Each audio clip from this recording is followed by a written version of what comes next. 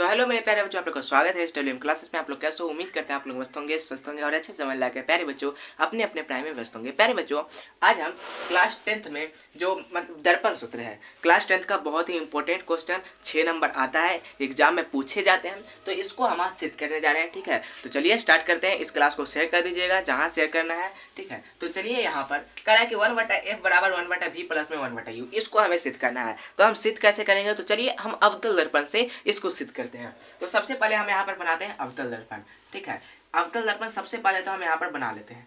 ये है हमारा अवतल दर्पण। ये क्या है? ये है हमारा सर अवतल दर्पण। ठीक है, थोड़ा हम बड़ा बना दिए ताकि हमें मतलब कि फिगर बनाने में आसानी हो, आपको फिगर साफ साफ दिखे। ठीक है, और यहाँ पर अवतल दर्पण है तो यहाँ पर हम कर दिए प्रधान अक्ष। ठीक है, ये है P और ये है हमारा F और ये है हमारा C। ठीक है, ये P है, F है और C है, और यहाँ पर हम कर देते हैं अनंत, लास्ट में अनंत है। ठीक है, अब उसके बाद हम यहाँ पर एक वस्तु रखेंगे। ठीक है, इधर हम रंग देते हैं बाबू, अवतल दर्पण है तो ठीक नहीं लगेगा, यहाँ पर हम रंग देते हैं। ये है अवतल दर्पण, है कि नहीं? ये अवतल दर्पण है। अब अवतल दर्पण है तो देखिए, गौर से देखिएगा, ध्यान से देखिएगा, तभी आपको समझ में आएगा। 6 अंक आपको एग्जाम में बहुत ही अच्छे तरह से मिल जाएगा। यहाँ पर जब हम केंद्र और अनंत के बीच वस्तु रखेंगे, क्या करेंगे? हम केंद्र और अनंत के बीच वस्तु रखेंगे तो हमारा प्रतिबिंब कहाँ पे बनेगा? पहले हमें बताइए, केंद्र और अनंत के बीच जब हम वस्तु रखेंगे तो प्रतिबिंब कहाँ पे बनेगा? तो प्रतिबिंब हमारा बनेगा केंद्र और फोकस के बीच। केंद्र और कहाँ? केंद्र और फोकस के बीच हमारा प्रतिबिंब बनेगा। आपने पढ़ा ही होगा। तो यहाँ पर जब हम वस्तु रखेंगे यहाँ पर, तो यहाँ से ले जाइए यहाँ पर वस्तु हो गया। ठीक है, वस्तु यहाँ पर रखा गया। हाँ सर, वस्तु रखा गया। अब वस्तु रखा गया यहाँ पर हो और वस्तु से एक किरण गया वहाँ, तो इसका नाम हम दे देते हैं ए। इसका नाम यहाँ पर क्या दे देते हैं? ए। अब जब किरण गया तो इसका प्रतिबिंब भी तो बनेगा केंद्र और फोकस के बीच, तो अवश्य बनेगा। तो यहाँ पर प्रतिबिंब बना दीजिए। यहाँ पर बन गया प्रतिबिंब, बन गया, हो गया। ठीक है, यहाँ पर प्रतिबिंब बना, तो प्रतिबिंब को हम आई से सूचित कर दिए। किससे? आई से सूचित कर दिए। हम प्रतिबिंब को किससे सूचित किया बाबू? आई से सूचित किए। अब देखिए, इतना आपको समझ में आया कि नहीं, पहले हमको ये बताइए, कमेंट बॉक्स में लिखिए यस सर इतना समझ में आ गया। कि देखिए, एक अवतल दर्पण बनाए, यहाँ पर प्रधान अक्ष खींचे जो था PFC, ध्रुव, फोकस, केंद्र लिख दिए। फिर केंद्र और अनंत के बीच एक वस्तु रखें जिसका नाम हम O दिए, और O से सर यहाँ पर डायरेक्ट ऊपर किरण ले गए। O के मतलब कि वो एक वस्तु है, वहां से डायरेक्ट एक किरण ले गए ऊपर, और ऊपर किरण ले गए जिसका नाम हम A दे दिए। अब जब हमको पता है सर कि केंद्र और अनंत के बीच जो वस्तु रहता है उसका प्रतिबिंब केंद्र और फोकस के बीच बनता है, तो यहाँ पर हम ला करके धर दिए, इसमें कोई दिक्कत नहीं। ठीक है, उसके बाद क्या करना है? केंद्र से एक लंब डालना है। इस पे केंद्र से एक लंब डालना है, तो यहाँ से ऐसे ले जाइए, यहाँ से ले जाइए, लंब डालिए केंद्र से इसके ऊपर। ठीक है, यहाँ पर लंब डला गया, है कि नहीं? एकदम सीधे लंब ले गए। ठीक है, अब यहाँ पर जो कोण बना है, ध्यान से देखिएगा, यहाँ पर कोण है अल्फा, यहाँ पर जो कोण बना है, यहाँ पर कोण है बीटा, और यहाँ पर कोण क्या है? यहाँ पर कोण हमारा गामा है। अल्फा, बीटा और गामा 3 प्रकार के यहाँ पर कोण बन गए। ऊपर में भी 2 कोण बना है, ऊपर में भी 2 कोण, तो पहला ठिट्ठा और दूसरा ठिट्ठा यहाँ पर। ठीक है, ठिट्ठा ठिट्ठा, ये दोनों के बीच में कोण बना ना बाबू, यहाँ पर बना ना काऊ, यहाँ पर देखो, यहाँ पर कोण बना ना। हाँ सर, 2 कोण बना, यहाँ पर कोण बना, तो यानी कि यहाँ पर ठिट्ठा, यानी कि A, O और C के बीच में एक ठिट्ठा, और A, C, I के बीच में एक ठिट्ठा, 2 ठिट्ठा कोण बन गया। समझ में आया? समझ में आया? यहाँ पर देखिए, ऐसे ही है ना, ऐसे है, और यहाँ से ऐसे है, और यहाँ से ऐसे है, तो ये है सर हमारा A, और यहाँ पर O है, AC है। हम ये वाला पार्ट को ड्रॉ करें, ये वाला पार्ट को। ठीक है, हम ये वाला पार्ट को ड्रॉ करें, तो यहाँ पर देखिए, 1 मिनट मीटर गया, यहाँ पर देखिए, यहाँ पर बीटा था। ठीक है, तो यहाँ पर देखिए AOC, और यहाँ पर जो कोण बना है, यहाँ पर जो कोण बना है, यहाँ पर ठिट्ठा का कोण बना है। ठीक है, और ठीक इसी प्रकार से ACI में चलेंगे तो यहाँ पर भी ठिट्ठा का एक कोण बन गया। समझ में आया? यहाँ तक समझ में आया? समझ में आया तो कमेंट बॉक्स में यस सर लिखिए, यस सर समझ में आ गया। अब उसके बाद यहाँ पर क्या करना है? यहाँ पर करना है बाबू आपको कि अब चलना है, यहाँ पर एक त्रिभुज आपको दिखाई दे रहा होगा, यहाँ पर एक त्रिभुज दिखाई दे रहा होगा AO और C, यहाँ पर एक त्रिभुज दिखाई दे रहा होगा A और C, है कि नहीं? हाँ सर, A है, देखिए AOC, ये त्रिभुज है। तो यहाँ पर हम वही लिखेंगे, यहाँ पर हम लिखेंगे, इधर हम लिख देते हैं त्रिभुज AOC में। कहाँ चलेंगे? त्रिभुज AOC में। अब त्रिभुज AOC में चलेंगे तो हम ये बताइए प्यारे बच्चों कि जो यहाँ पर AOC में चले तो ठिट्ठा और अल्फा, ठीक है ना, ठिट्ठा और अल्फा मिलकर क्या बन रहा है? देखिए, यहाँ पर ठिट्ठा है और यहाँ पर अल्फा है, तो बीटा बना कि नहीं? तो ठिट्ठा प्लस में अल्फा बराबर में बीटा। क्या हो जाएगा, ए और सी में चलेंगे तो थीटा प्लस में अल्फा, ये दोनों को जोड़ेंगे और प्लस में क्या हो जाएगा, बराबर क्या हो जाएगा बीटा। थीटा प्लस में अल्फा बराबर क्या हो जाएगा हमारा बीटा। अब उसके बाद क्या करेंगे, थीटा का मान निकालेंगे तो थीटा बराबर हो जाएगा बीटा माइनस में अल्फा। बीटा माइनस अल्फा, ये हो गया हमारा समीकरण 1। ये यहाँ तक समझ में आया, यहाँ तक समझ में आया कि नहीं। देखिए त्रिभुज ए और सी में चले तो हम क्या किए प्यारे बच्चों, कुछ नहीं किए। यहाँ पर थीटा था, यहाँ पर अल्फा था, तो ये दोनों को जोड़ दिए। अब जोड़ने पर हमें मिला क्या, बीटा मिला। हमें बीटा मिला तो थीटा प्लस अल्फा बराबर बीटा। थीटा प्लस अल्फा बराबर यहाँ पे हम क्या देंगे बीटा। अब थीटा बराबर क्या बीटा। अब यहाँ पर जो अल्फा है, अल्फा को हम इधर माइनस में ले गए तो बीटा माइनस अल्फा, ये समीकरण नंबर 1 बन गया। अब उसके बाद फिर चलेंगे त्रिभुज ए ओ आई में, ये पूरा त्रिभुज में, यहाँ पर त्रिभुज ए ओ आई में चलेंगे। तो देखो यहाँ पर त्रिभुज ए ओ आई में, ठीक है, त्रिभुज ए ओ आई में चलेंगे तो देखो ए ओ आई, त्रिभुज ए ओ आई कहाँ पे दिखाई दे रहा है, त्रिभुज ए ओ आई यहाँ पर है, ए ओ आई, त्रिभुज कहाँ पे है, ए ओ और आई। तो यानी कि त्रिभुज ए ओ आई है, तो हम फिर यहाँ पे लिखेंगे त्रिभुज ए ओ आई में, त्रिभुज ए ओ आई में। तो यहाँ पर त्रिभुज ए ओ आई में चलेंगे तो यहाँ पर क्या हो जाएगा, त्रिभुज ए ओ आई में, तो देखो यहाँ पर ए ओ आई यानी कि पूरा त्रिभुज है। यहाँ पर जब त्रिभुज ए ओ आई में चले तो पूरा त्रिभुज यहाँ पर है, पूरा त्रिभुज यहाँ पर है, और यहाँ पर 2 यानी कि यहाँ पर एक थीटा है, यहाँ पर एक थीटा है, तो कितना थीटा हो गया, 2 थीटा, ठीक है। और प्लस में क्या होगा, प्लस में क्या होगा, त्रिभुज ए ओ आई में चले तो प्लस में क्या होगा, तो सर 2 थीटा, यहाँ पर 2 थीटा और प्लस ए ओ आई में है तो ए ओ आई, आई के ओ के पास क्या है अल्फा, तो 2 थीटा प्लस में अल्फा बराबर आई के पास यहाँ पर क्या आ गया गामा, तो यहाँ पे हम लिख दिए गामा।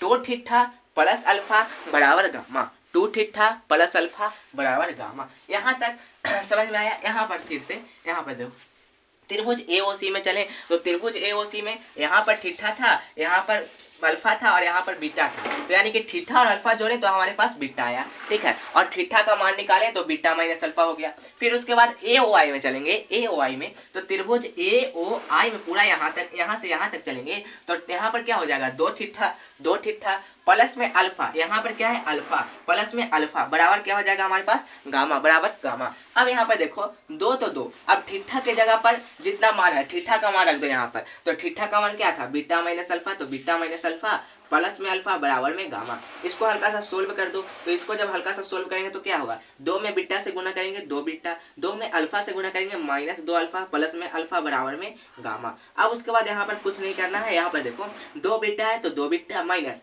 2 अल्फा में से 1 अल्फा घट गया तो क्या बचेगा 1 अल्फा बराबर में गामा। अब इसको बाद क्या करना है, यहाँ पर जो है यहाँ पर कुछ नहीं करना, 2 बीटा को इस तरफ ही रहने देना है, 2 बीटा है ना तो 2 बीटा को इस तरफ ही रहने देना है, गामा है तो गामा, अल्फा को इधर भेज दो तो गामा प्लस में अल्फा। यहाँ तक समझ में आ गया होगा, आई होप यहाँ तक आपको समझ में आ गया होगा। अब उसके बाद यहाँ पर चलेंगे, अब उसके बाद यहाँ पर चलेंगे तो देखो 2 है तो 2, अब उसके बाद यहाँ पर लिखो 2 है तो 2। अब उसके बाद बीटा, देखो बीटा, बीटा कहाँ से कहाँ तक है, बीटा पूरा मतलब कि मानो तो बीटा यहाँ से यहाँ तक है, यानी कि देखिए बीटा जो है, बीटा कहाँ से कहाँ तक है, बीटा सी से लेकर के पी तक, बीटा का मान पूरा यहाँ से लेकर यहाँ तक और यहाँ से यहाँ तक। यहाँ देखो ए से पी और सी से पी, यानी कि बीटा को हम किस तरह से लिख सकते हैं, ए पी बट्टा सी पी। क्या लिख सकते हैं, ए पी बट्टा में सी पी, तो 2 तो 2, यहाँ पर ए पी और नीचे में हम लिख देंगे सी पी, ए पी बट्टा में सी पी। क्या लिखेंगे, ए पी बट्टा में सी पी। यहाँ से यहाँ तक ये ए पी है और यहाँ से यहाँ तक ये सी पी है। ऐसे तो कुछ और होता है, लेकिन हम आपको ऐसा समझा रहे हैं कि आपको समझ में आ जाए एकदम सिंपल भाषा में, ठीक है। ये गलत नहीं है, ऐसे सिद्ध कर लीजिएगा, ठीक है, ये गलत नहीं है, हम कर रहे हैं। अब यहाँ पर ए से पी है और यहाँ से सी से पी है, तो यानी कि ए पी और बट्टा में सी पी पूरा को हम यहाँ तक ले लेंगे, पूरा को यहाँ तक ले लेंगे तो ये बीटा, तो यानी कि बीटा की जगह पर हमने अब गामा की जगह पर क्या लिखेंगे, गामा की जगह पर तो देखो गामा की जगह पर यहाँ पे है ना गामा, तो गामा की जगह पर क्या लिखेंगे, गामा यहाँ पर आई है, यहाँ पर पी है, तो यानी कि पहले हम यहाँ से यहाँ तक लिखेंगे एपी लिखेंगे, पहले हम ऊपर वाला ही लिखेंगे एपी, तो एपी बट्टा में गामा के जगह पर यहाँ पर आई है, यहाँ पर पी है तो आई पी लिखेंगे, कहाँ पर एपी बट्टा में आई पी प्लस में। अब यहाँ पर अल्फा के जगह पर क्या क्या हो जाएगा, अब अल्फा के जगह पर क्या होगा, अल्फा के जगह पर देखिए यहाँ पर अल्फा है ना, तो यानी कि ओपी नीचे होगा, कहाँ नीचे, कहाँ क्या होगा ओपी, तो यानी कि नीचे हो जाएगा हमारा ओपी और ऊपर तो एपी है तो एपी, ऊपर सभी में एपी लेना है, सभी में एपी लेना है। सी से पी क्यों लिए, नहीं, क्योंकि यहाँ पर बीटा जो है ना सी से पी यहाँ तक था, सी से पी तक बीटा था। उसके बाद आई से पी के लिए, आई से पी गामा जो है ना, गामा यहाँ पर देखिए गामा है ना, आई से लेकर के पी तक था, तो नीचे हम आई से पी लिख दिए। और ऊपर में सब में ए से पी तक लेना है, सब में ए से पी तक लेना है, बस इतना ध्यान में रखना है, ऊपर में सब में ए से पी तक लेना है, ठीक है। उसके बाद यहाँ पर क्या करना है ना कि देखो एपी है, ऊपर एपी तो एपी रहने देना है, नीचे देखो यहाँ पर ओपी है तो ओ से लेकर के पी तक, ओ से लेकर के पी तक, तो नीचे हो गया ओ से पी, ठीक है, ओपी। अब उसके बाद यहाँ पर देखो दो है तो दो एपी, अब देखो बाबू यहाँ पर दो है तो दो एपी, तो एपी बटा सी से पी।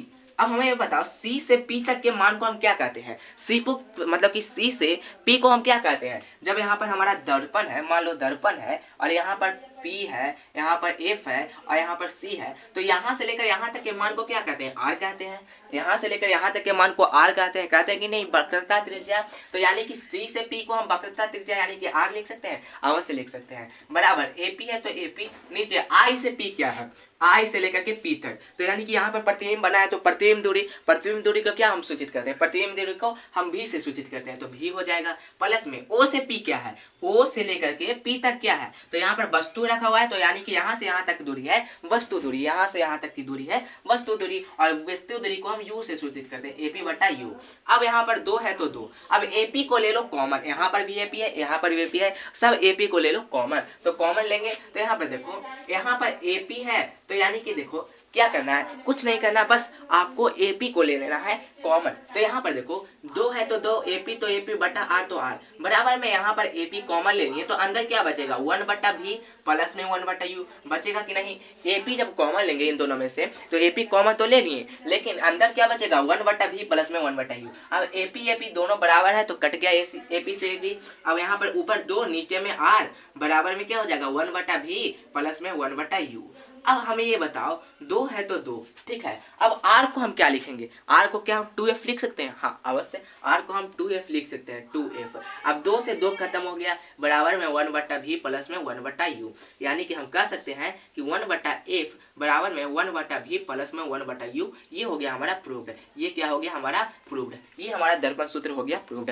देखिए आपको समझ में आने के चलते हम ऐसे बताए हैं कि ये AP है ये OP है, नहीं तो हम बहुत मतलब कि समूह कोण समूह भुजा ये सब ऐसे करके बताते हैं। तो इसलिए प्यारे बच्चों ऐसे मत करना कि मतलब कि समझाने नहीं आया, लेकिन हाँ अगर आपको समझ में आता है, वैसे आपको हम कह रहे हैं 100% आपको ऐसे समझ में नहीं आता, समूह कोण समूह भुजा ये सब ऐसे समझ में नहीं आता, इसलिए इस सिंपल वे में इस सिंपल तरीके से हम आपको बता दिए, आपको ऐसे करना है, ठीक है। इतना चित्र बना लेना है, AOC में जाना है, फिर यहाँ पर AOI में जाना है, 2AP ऊपर सब में AP कर देना है, C से P I से P O से P कहाँ तक आया कैसे आया सब आपको समझ में आ गया होगा, ठीक है। नहीं आया तो एक बार फिर से आप वीडियो देख लीजिएगा। बाय बच्चों, क्लास अच्छा लगे तो क्लास को शेयर कर दीजिएगा अपने अपने दोस्तों के पास। हम बस एक ही कहना चाहते हैं, एक ही बात कि तू हंस तू मुस्कुरा तू रोना कम कर दे, अगर तू जिंदा है तो जिंदगी की नाक में दम कर दे। तो प्यारे बच्चों आप हमेशा हंसते रहिएगा। बाय, मिलते हैं अगली क्लास में, बाय। और हाँ प्यारे बच्चों अगर क्लास अच्छा लगे तो प्यारे बच्चों कमेंट बॉक्स में ज़रूर बता दीजिएगा। बाय।